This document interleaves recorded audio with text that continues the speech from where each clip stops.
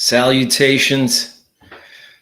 Good morning to you out there in RosterWatch Nation, Friendly Neighborhood Trash Man. Back to talk about the ongoing saga of Aaron Rodgers and where he's going to end up playing this season. The Athletic's Diana Rossini reports that the Vikings are seriously discussing the possibility of signing Aaron Rodgers. We knew that the Vikings had been added to the mix, and with the Steelers and the Giants, it seems like they're actually pretty serious about bringing Rodgers on. And I suppose it makes sense. You know, they have a second-year quarterback in J.J. McCarthy who had a year-ending knee injury last year. So, maybe injury prone. And, he's basically a rookie. So why not bring Rodgers in, bridge that gap, maybe make them viable still this season? It's not a terrible idea. I don't know that it's a great one. I kind of like the idea of letting a young quarterback flail, just throwing him in the deep end and seeing what happens. See if he swims, see if you need to draft another quarterback the following season, or you just kick your tires with a young quarterback for years, until he's not that young anymore, before you realize that he's not the guy. I'd want to figure that out sooner than later. And having Aaron Rodgers in. Oh, Harry Snowman says he calls BS on Minnesota. Rodgers doesn't have the arm for that system. You think he's trying to jack up the price for the Steelers? That makes sense, Harry Snowman. And again, Aaron Rodgers likes the drama. He likes the idea of people fighting over him, people talking about him.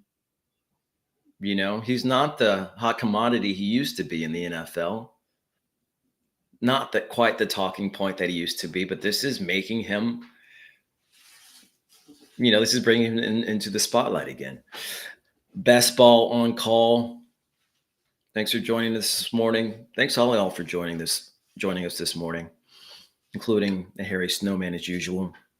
He says, JJMC needs to play. Pitt feels better. Pitt does feel better for Aaron Rodgers as far as a system and what she might actually be viable. But then again, he has, in George Pickens and DK Metcalf, receivers who stretch the field. They're going to need to stretch the field with those receivers. They're going to take full advantage of their capabilities, So he's going to need to air it out. But I do think that Pittsburgh makes more sense than Minnesota for me, for my money. And none of my money is on Aaron Rodgers right now, to be honest. Miles Sanders, now a Dallas Cowboy. Cowboys never fail to disappoint me by adding mediocre, middling running backs to the mix. Just piecing together a backfield in hopes that, it'll hold up for a playoff run. Anyways, Miles Sanders, formerly the Panthers, 1-year contract. Cut by the Panthers just 2 days ago.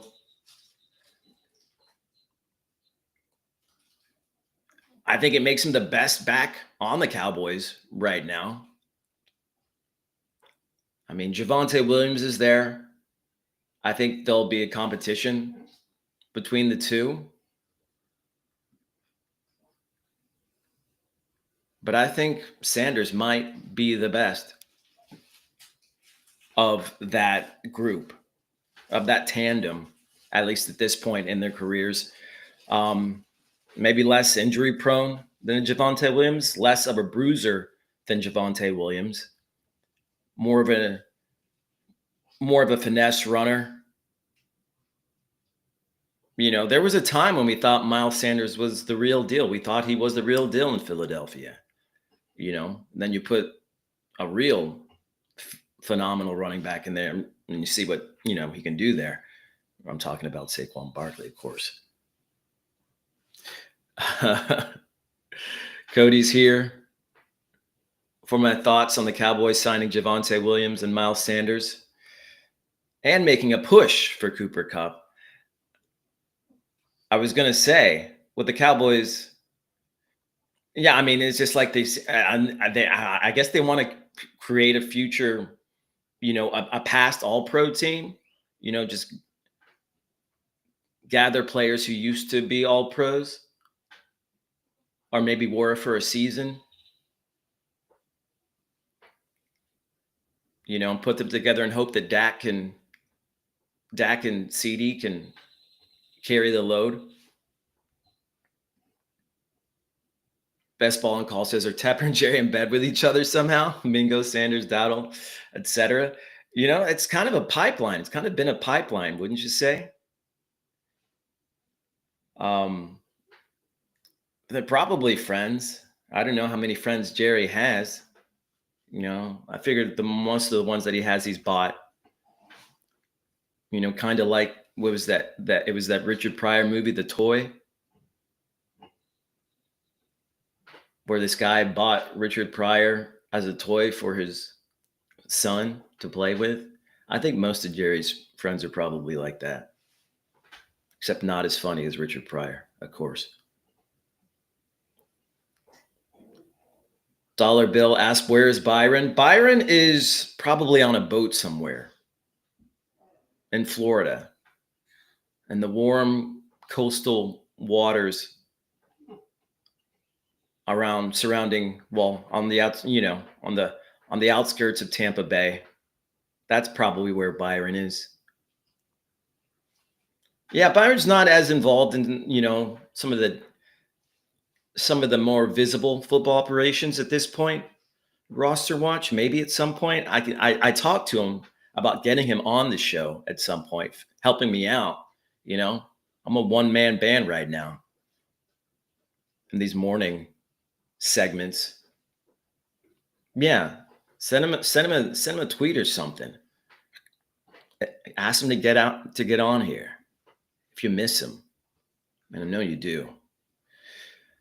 But back to the Cowboys. Cooper Kupp, Adam Schefter reports, is not likely to go to the Cowboys, which makes sense. I talked about this on the show yesterday. It makes no sense to have Cooper Kupp on the Cowboys anyway. He and CeeDee Lamb play in the same area of the field. I mean, you basically have two slot receivers there. And I don't think CeeDee's going to change what he does for Kupp. Yeah, so to me, it didn't make any sense for Kupp to be there in the first place, other than for the Cowboys penchant to add also rans or has-beens to the roster. Not that Cooper Kupp is a has-been. He's a Hall of Fame player, I think, but he's not the guy that he used to be. He's not the player that he used to be, and we all know that. And apparently, one of the reasons why it's taking him so long to find a home is that his asking price is so high. Some in the range of 16 mil.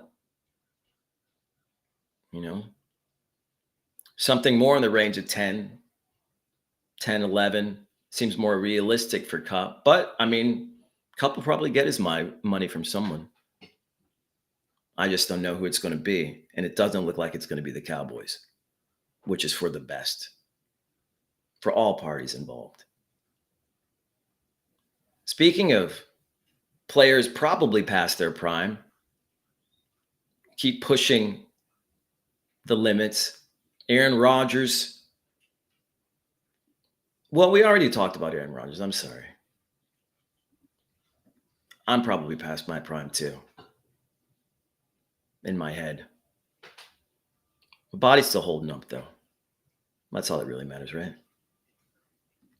The Dolphins signed Alexander Madison, formerly the Raiders, to a 1-year contract. the, the Raiders and the Dolphins. I mean, they have kind of a pipeline too. Maybe they're in cahoots. Raheem Mostert headed to Vegas. Let's down Madison for a sec. The Dolphins, they only had 2 running backs rostered. Adding Madison makes sense. He's a different kind of running back than a Devon Achane, than any of the running backs that they have there. I guess more of a big body bruiser type. So it makes sense. Yeah, he kind of, if you squint, kind of looks like Raheem Mostert a little bit, not nearly as fast, but can be bullish in between the tackles, can get you those goal line pushes. So it makes sense, 5'11", 220 pounds, big boy. He fills a role there in Miami. And it actually might be a role that becomes viable in fantasy. I mean, he's probably going to be their goal line back unless they add someone else.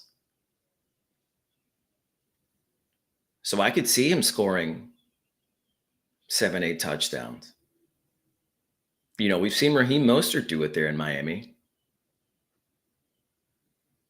He's not going to be running them out for more than 10 yards, but I could see him being pretty touchdown dependent, which is not good for fantasy, generally speaking, but I think he could have some fantasy value there in Miami.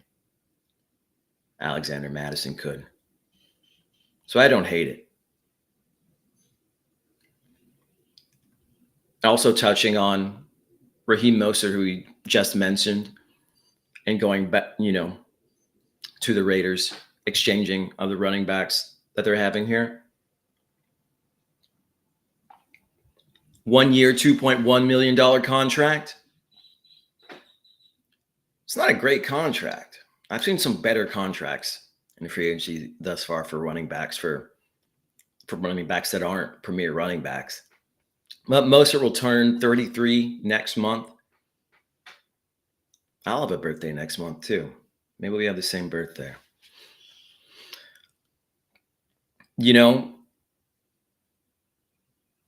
His last great season, age 31, 2023, he was an afterthought. In 2024, rather. It was in 2023. He had the great season, over 1,000 yards altogether, total 21 touchdowns. Remember that? That was only 2 years ago. 2024 fell off a cliff, as a lot of you probably know, who took a chance in drafting him in fantasy this past year. It wasn't me.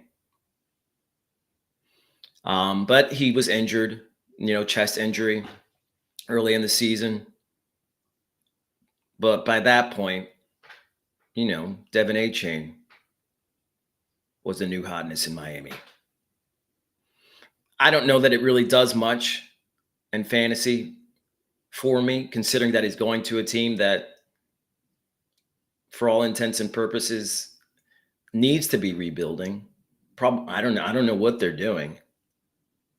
I guess there's something close to rebuilding, but Mostert probably isn't going to get that many touchdown opportunities in this offense. If you ask me who had the better signing, for me right now, it's Madison. Just because I think he goes to a better offense where he'll be in scoring position more. Mostert, we don't know when he's going to sniff the end zone. There's a Raider. Like I said, he's 33. He's going to be 33 this year. Alexander Madison, a little bit younger. People still draft Mostert. I mean, I would still draft Mostert. He's a starter there. in Las Vegas. I mean, like I'm not drafting him. I'm drafting him as my fourth running back at best. But he could end up doing something for you in fantasy, just based on the fact that they may not have any other ball runners who can compete with him there, which I hope isn't the case once season starts. In more football news, the Commanders are bringing back KJ Osborne, 1-year contract. He'll be entering his age 28 season. He was claimed off the waivers by the Commanders in December of 2024 for a playoff push. Only appeared in one game during the regular season, but didn't appear in any playoff games.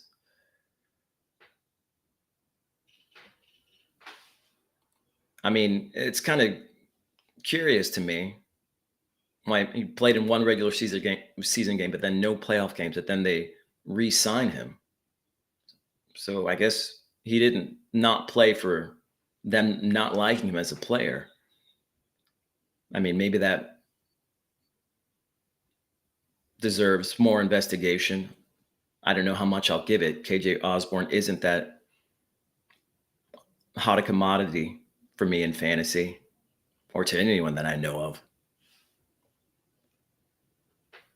But, we do know that in Washington, on any given Sunday, any given skill player in the offense could be on the other side of a Jaden Daniels touchdown or big plays. So KJ Osborne, you could see him in the garbage grab this season. I wouldn't be surprised. But stays in Washington. Good for him. It's a good city to stay in for football. As a Dallas Cowboys fan, we'll talk about it some other time. Things don't look good. The Bears signed wide receiver Olamide Zaccheaus, formerly of the Commanders, to a 1-year contract. Zaccheaus posted career highs in both targets and receptions, while tying his career high in touchdowns with 3 for the Commanders last season. He was also returning punts for them. Zaccheaus will probably compete for the number 3 role there in Chicago with the young Tyler Scott. You have to think, though, the Bears will probably add a receiver through the draft who's skilled enough at this point to outplay both of them. But Zaccheaus sticks around. He's one of those players that just you forget about him. And then one day you just see him break off for, 62-yard catch and run one day on one Sunday. But as far as fantasy goes, doesn't really move the needle for me. I mean, Chicago, they've got a lot of improving to do before I take stock in a player like Zaccheaus in that offense. More former Commanders. Well, I guess former and present Commanders. Noah Brown re-signed to the Commanders on a 1-year contract. That makes sense. He was pretty consistent at the number 2 behind Terry McLaurin in Washington before, he got injured and his season was over. He had a rib injury. So they're bringing him back where he's not going to be the number 2. Deebo Samuels is there now. He'll be the number 3 at best in that receiving core. And with the way that Washington plays football, the way that the offense operates, it's very efficient. Players have to do a lot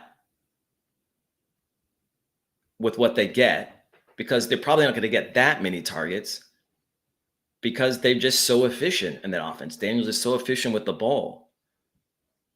You know, no one player other than perhaps Terry McLaurin on Sundays was getting a ton of targets. And that'll continue to be the case for Brown this upcoming season, especially with Samuels there now. So you might have some decent games. You might be able to toy with the idea of playing him in 16-team leagues and 16-team PPR formats.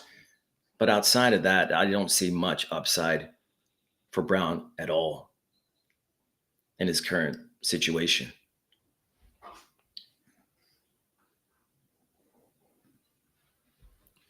Joe Flacco will visit the Giants. Well, visited the Giants yesterday.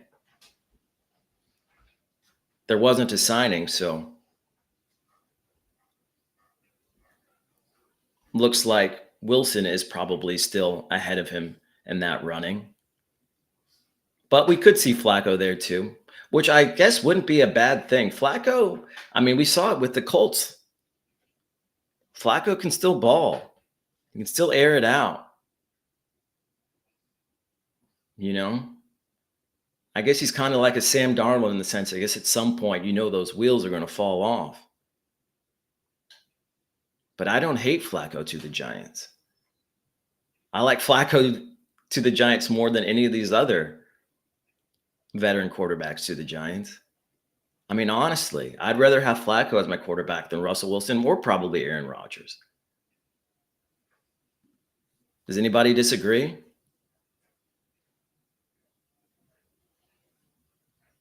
Speak now or forever hold your peace. I got Flacco over Russell Wilson or Aaron Rodgers in my offense as my quarterback.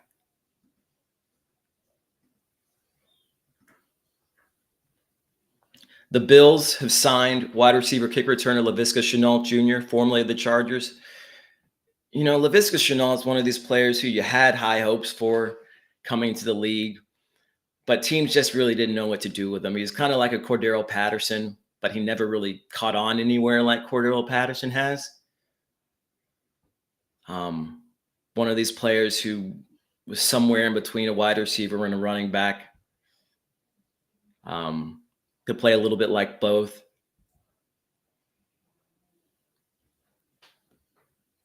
He's a good kick returner, though. Averaged 28.7 yards per kick return with the Seahawks and Chargers last year. He's another one of these guys who, every once in a while you see break off a big play. But it does nothing for me in fantasy, really. The Bills signing more players, wide receivers, especially that I don't care about and that probably aren't going to help Josh Allen that much.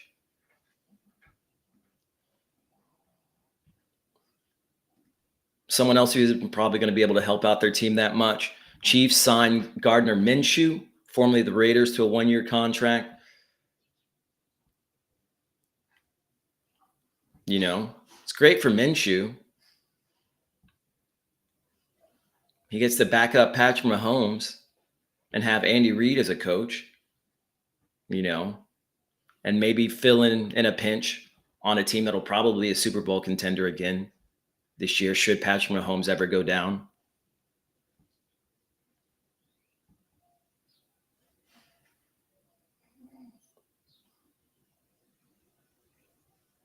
Oh, Harry Snowman answered my query.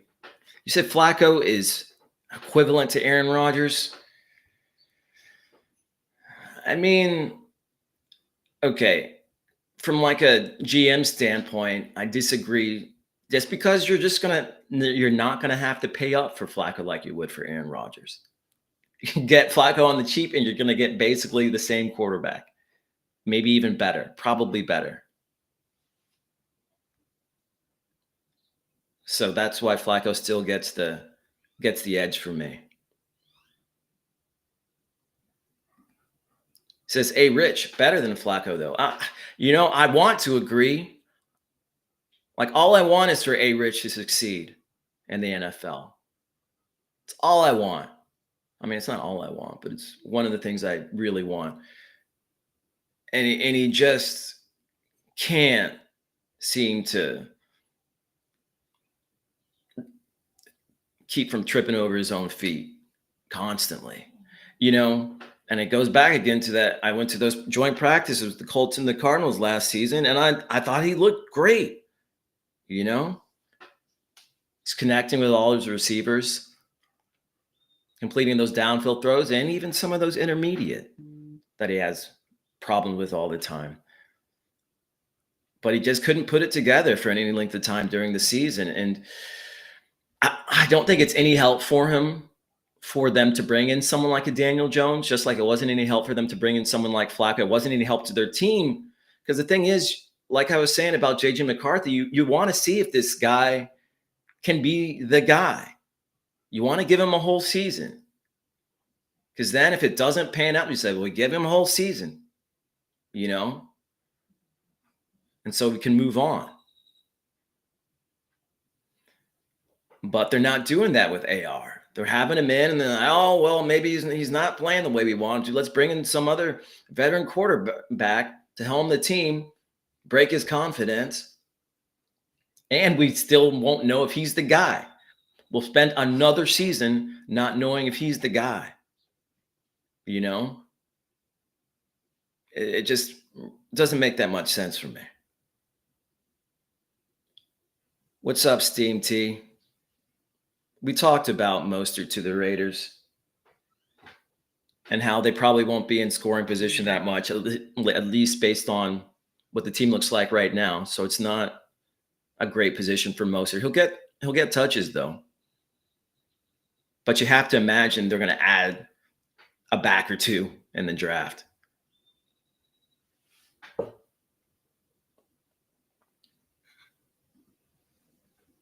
But yeah, Gardner Minshew back up to Patrick Mahomes and KC. It's not a bad move for his career. Does nothing in fantasy, though.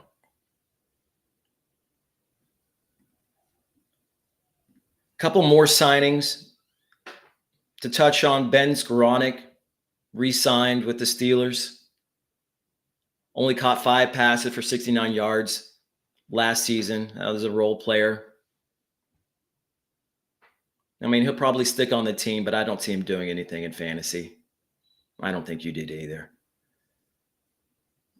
Steelers also bring back Scotty Miller for a one-year contract.